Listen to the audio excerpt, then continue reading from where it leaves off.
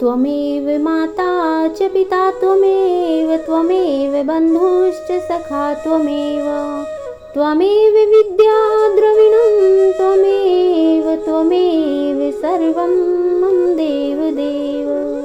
सभी को जय श्री राधे, जय श्रीमन नारायण। श्रीमद् भगवद गीता प्रारंभ करने से पूर्व गीता महात्म्य का श्रवण करते हैं। जो मनुष्य शुद्ध चित्त होकर प्रेम पूर्वक इस पवित्र गीता शास्त्र का पाठ करता है, वह भय और शोक आदि से रहित होकर विष्णु धाम को प्राप्त कर लेता है। जो मनुष्य सदा गीता का पाठ करने वाला है तथा प्राणायाम में तत्पर रहता है, उसके इस जन्म में और पूर्व जन्म में किए हुए समस्त पाप निसंदेह नष्ट हो जाते हैं। जल में प्रतिदिन किया हुआ स्नान मनुष्यों के केवल शारीरिक मल का नाश करता है, परंतु गीता ज्ञान रूप जल में एक बार भी किया हुआ स्नान संसार मल को नष्ट करने वाला है। जो साक्षात कमलनाभ भगवान विष्णु के मुख कमल से प्रकट हुई है, उस गीता का ही भली भांति गान करना चाहिए। अन्य शास्त्रों के विस्तार से क्या प्रयोजन है। जो महाभारत का अमृतोपम सार है तथा जो भगवान श्री कृष्ण के मुख से प्रकट हुआ है, उस गीता रूपी गंगा जल को पी लेने पर पुनः इस संसार में जन्म नहीं लेना पड़ता। संपूर्ण उपनिषदें गो के समान है। गोपाल नंदन श्री कृष्ण दूहने वाले हैं, अर्जुन बछड़ा है तथा महान गीतामृत ही उस गो का दुग्ध है और शुद्ध बुद्धि वाला श्रेष्ठ मनुष्य ही उसका भोक्ता है। देवकी नंदन भगवान श्री कृष्ण का कहा हुआ गीता शास्त्र ही एकमात्र उत्तम शास्त्र है। भगवान देवकी नंदन ही एकमात्र महान देवता हैं, उनके नाम ही एकमात्र मंत्र हैं और उन भगवान की सेवा ही एकमात्र कर्तव्य कर्म है। श्रीमद् भगवद गीता प्रथम अध्याय।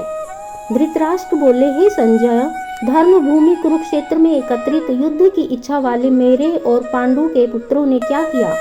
संजय बोले, उस समय राजा दुर्योधन ने व्यूह रचना युक्त पांडवों की सेना को देखकर और द्रोणाचार्य के पास जाकर यह वचन कहा, हे आचार्य, आपके बुद्धिमान शिष्य द्रुपद पुत्र धृष्टद्युम्न द्वारा व्यूह आकार खड़ी की हुई पांडु पुत्रों की इस बड़ी भारी सेना को देखिए। इस सेना में बड़े बड़े धनुषों वाले तथा युद्ध में भीम और अर्जुन के समान शूरवीर, सात्विक और विराट तथा महारथी राजा द्रुपद, धृष्टकेतु और चेकितान तथा बलवान काशीराज, पुरुजित, कुंती भोज और मनुष्यों में श्रेष्ठ शैव्य, पराक्रमी युधामन्यु तथा बलवान उत्तमौजा, सुभद्रा पुत्र अभिमन्यु एवं द्रौपदी के पांचों पुत्र, ये सभी महारथी हैं।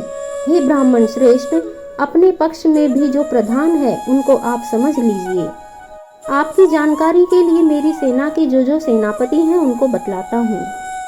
आप द्रोणाचार्य और पितामह भीष्म तथा कर्ण और संग्राम विजयी कृपाचार्य तथा वैसे ही अश्वत्थामा, विकर्ण और सोमदत्त का पुत्र भूरिश्रवा और भी मेरे लिए जीवन की आशा त्याग देने वाले बहुत से शूरवीर अनेक प्रकार के शास्त्रों से सुसज्जित और सबके सब युद्ध में चतुर हैं। भीष्म पितामह द्वारा रक्षित हमारी वह सेना सब प्रकार से अजेय है और भीम द्वारा रक्षित इन लोगों की यह सेना जीतने में सुगम है।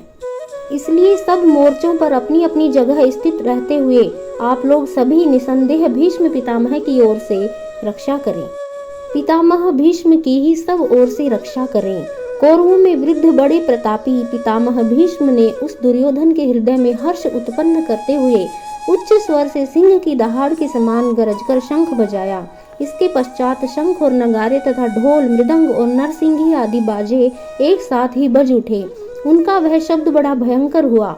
इसके अनंतर सफेद घोड़ों से युक्त उत्तम रथ में बैठे हुए श्री कृष्ण भगवान और अर्जुन ने भी अलौकिक शंख बजाए। श्री कृष्ण महाराज ने पांचजन्य नामक, अर्जुन ने देवदत्त नामक और भयानक कर्म वाले भीमसेन ने पौंड्र नामक महाशंख बजाया। कुंती पुत्र राजा युधिष्ठिर ने अनंत विजय नामक और नकुल तथा सहदेव ने सुघोष और मणिपुष्पक नामक शंख बजाए। श्रेष्ठ धनुष वाले काशीराज और महारथी शिखंडी एवं धृष्टद्युम्न तथा राजा विराट और अजय सात्यकी, राजा द्रुपद एवं द्रौपदी के पांचों पुत्र और बड़ी भुजा वाले सुभद्रा पुत्र अभिमन्यु, इन सभी ने हे राजन सब ओर से अलग अलग शंख बजाए और उस भयानक शब्द ने आकाश और पृथ्वी को भी गुंजाते हुए धार्त राष्ट्रों के अर्थात आपके पक्ष वालों के हृदय विदीर्ण कर दिए। हे राजन, इसके बाद कपिध्वज अर्जुन ने मोर्चा बांधकर डटे हुए धृतराष्ट्र संबंधियों को देखकर उस शस्त्र चलने की तैयारी के समय धनुष उठाकर ऋषिकेश श्री कृष्ण महाराज से यह वचन कहा, हे अच्युत, मेरे रथ को दोनों सेनाओं के बीच में खड़ा कीजिए, और जब तक कि मैं युद्ध क्षेत्र में डटे हुए युद्ध के अभिलाषी इन विपक्षी योद्धाओं को भली प्रकार देख लूं कि इस युद्ध रूप व्यापार में मुझे किन किन के साथ युद्ध करना योग्य है, तब तक उसे खड़ा रखिए। दुर्बुद्धि दुर्योधन का युद्ध में हित चाहने वाले जो ये राजा लोग इस सेना में आए हैं, इन युद्ध करने वालों को मैं देखूंगा। संजय बोले, हे धृतराष्ट्र, अर्जुन द्वारा इस प्रकार कहे हुए महाराज श्री कृष्णचंद्र ने दोनों सेनाओं के बीच में भीष्म और द्रोणाचार्य के सामने तथा संपूर्ण राजाओं के सामने उत्तम रथ को खड़ा करके इस प्रकार कहा कि हे पार्थ, युद्ध के लिए जुटे हुए इन कौरवों को देख। इसके बाद पृथापुत्र अर्जुन ने उन दोनों ही सेनाओं में स्थित ताऊ चाचों को, दादों परदादों को, गुरुओं को, मामाओं को, भाइयों को, पुत्रों को, पौत्रों को, मित्रों को, ससुरों को और सुहृदों को देखा। उन उपस्थित संपूर्ण बंधुओं को देखकर वे कुंती पुत्र अर्जुन अत्यंत करुणा से युक्त होकर शोक करते हुए ये वचन बोले, हे कृष्ण, युद्ध क्षेत्र में डटे हुए युद्ध के अभिलाषी इस स्वजन समुदाय को देखकर मेरे अंग शिथिल हुए जा रहे हैं और मुख सूखा जा रहा है तथा मेरे शरीर में कंप एवं रोमांच हो रहा है। हाथ से गांडीव धनुष गिर रहा है और त्वचा भी बहुत जल रही है तथा मेरा मन भ्रमित सा हो रहा है, इसलिए मैं खड़ा रहने को भी समर्थ नहीं हूँ। हे केशव, मैं लक्षणों को भी विपरीत ही देख रहा हूँ तथा युद्ध में स्वजन समुदाय को मारकर कल्याण भी नहीं देखता। हे कृष्ण, मैं न तो विजय चाहता हूँ और न राज्य तथा सुखों को ही। हे गोविंद, हमें ऐसे राज्य से क्या प्रयोजन है अथवा ऐसे भोगों से और जीवन से भी क्या लाभ है। हमें जिनके लिए राज्य भोग और सुखादि अभीष्ट हैं, वे ही ये सब धन और जीवन की आशा को त्याग कर युद्ध में खड़े हुए हैं। गुरुजन, ताऊ, चाचे, लड़के और उसी प्रकार दादे, मामे, ससुर, पौत्र, साले तथा और भी संबंधी लोग हैं। हे मधुसूदन, मुझे मारने पर भी अथवा तीनों लोगों के राज्यों के लिए भी मैं इन सबको मारना नहीं चाहता, फिर पृथ्वी के लिए तो कहना ही क्या है। हे जनार्दन, धृतराष्ट्र के पुत्रों को मारकर हमें क्या प्रसन्नता होगी, इन आतताइयों को मारकर तो हमें पाप ही लगेगा। अतएव हे माधव, अपने ही बांधव धृतराष्ट्र के पुत्रों को मारने के लिए हम योग्य नहीं हैं, क्योंकि अपने ही कुटुंब को मारकर हम कैसे सुखी होंगे। यद्यपि लोभ से भ्रष्ट चित्त हुए ये लोग कुल के नाश से उत्पन्न दोष को और मित्रों से विरोध करने में पाप को नहीं देखते हैं, तो भी हे जनार्दन, कुल के नाश से उत्पन्न दोष को जानने वाले हम लोगों को इस पाप से हटने के लिए क्यों नहीं विचार करना चाहिए। कुल के नाश से सनातन कुल धर्म नष्ट हो जाते हैं। धर्म के नाश हो जाने पर संपूर्ण कुल में पाप भी बहुत फैल जाता है। हे कृष्ण, पाप के अधिक बढ़ जाने से कुल की स्त्रियां अत्यंत दूषित हो जाती हैं, और हे वार्णे, स्त्रियों के दूषित हो जाने पर वर्ण संकर उत्पन्न होता है। वर्ण संकर कुल घातियों को और कुल को नरक में ले जाने के लिए होता है। लुप्त हुई पिंड और जल की क्रिया वाले अर्थात श्राद्ध और तर्पण से वंचित इनके पितर लोग भी अधोगति को प्राप्त होते हैं।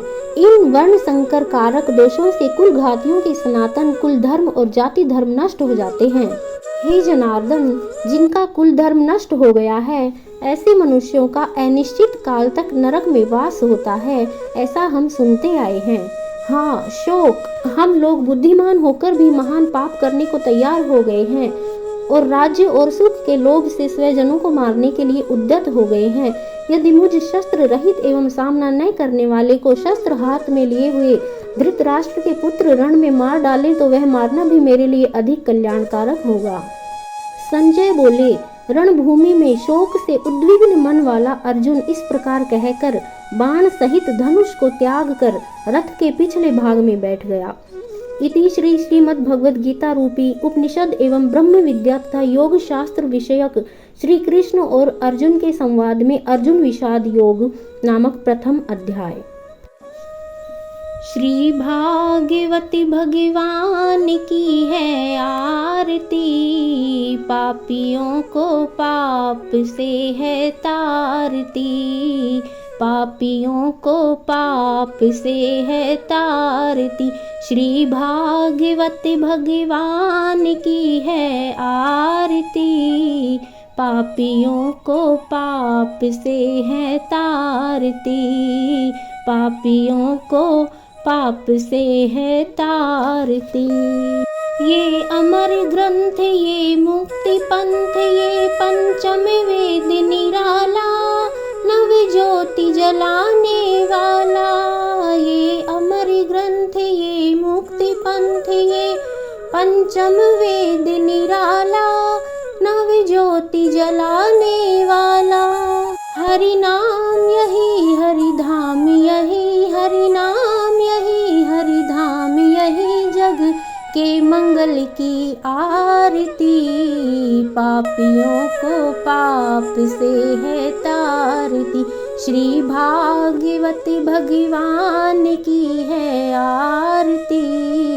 पापियों को पाप से है तारती, पापियों को पाप से है तारती। ये शांति गीत पावन पुनीत पापों को मिटाने वाला, हरि दर्श कराने वाला।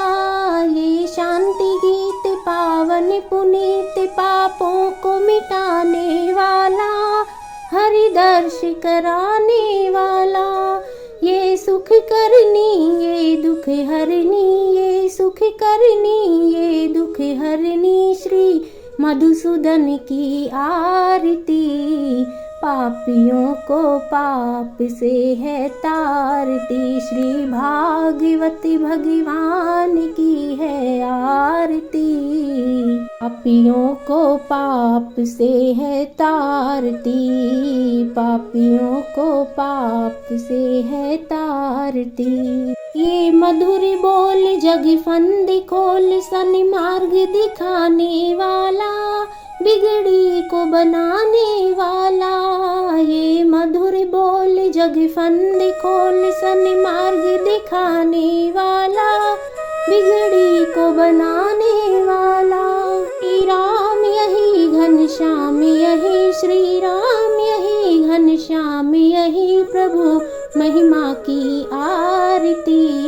पापियों को पाप से है तारती, पापियों को पाप से है तारती, श्री भागवती भगवान की है आरती।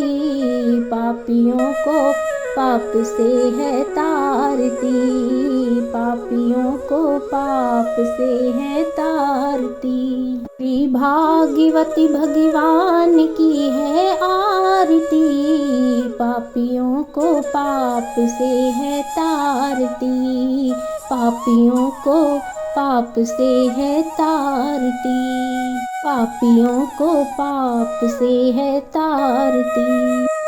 गोविंद बोलो हरि गोपाल बोलो, गोविंद बोलो हरि गोपाल बोलो, गोविंद बोलो हरि गोपाल बोलो, गोविंद बोलो हरि गोपाल बोलो।